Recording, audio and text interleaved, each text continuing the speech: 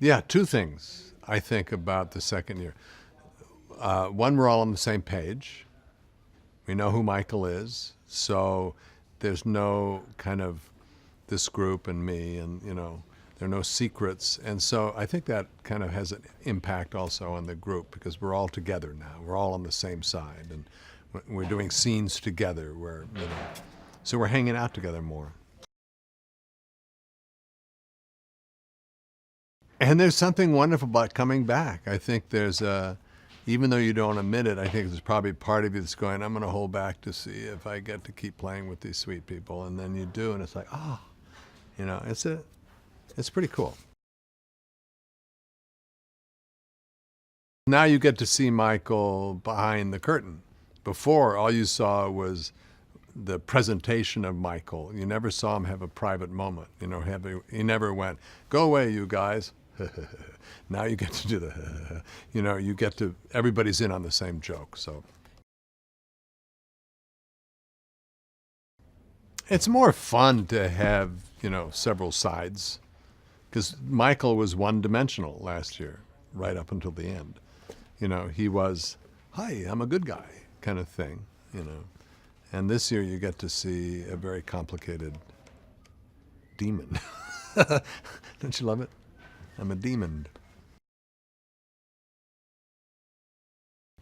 I've been an apprentice here in the afterlife for hundreds of years, and I have finally gotten the opportunity to be an architect of my own neighborhood because the afterlife is divided into different neighborhoods, each containing 322 perfectly matched souls. And it's just heaven on earth, right? It's just spectacular.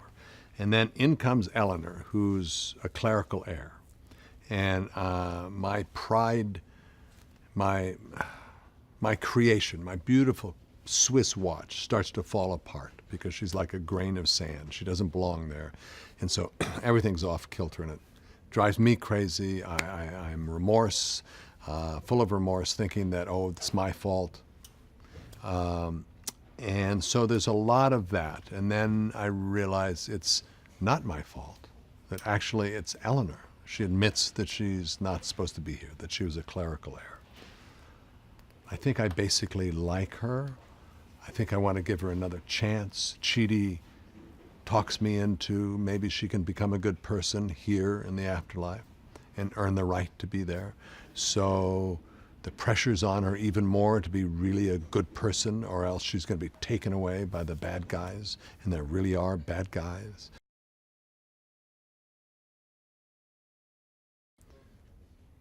Each episode, the stakes are higher and higher for Eleanor to prove that she's a good person. And finally it gets down to someone has to go to the bad place. Out of the four of you, two of you, I think, actually have to go to the bad place. So you all choose. I'm out of it. I wash my hands. You choose who goes to the bad place. So it ends up being so torturous for all of them. They're just always not succeeding, or all of their worst sides of themselves get highlighted over and over and over again, and they're just completely tortured. And that's when Eleanor goes, wait a minute. We're in the bad place already.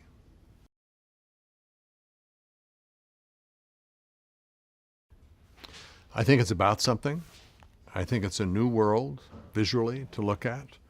I think it's a kind of show that a 10-year-old can watch with his parents, and they can all enjoy it because it really is about what it means to be a good person. It's a little bit of a morality play. It's very funny, and it's just different. It's elevated. It's not, even the words, the language is just a little bit elevated and different. So you really feel like you're in a new place that you've never been before. And then it just gets funnier and funnier.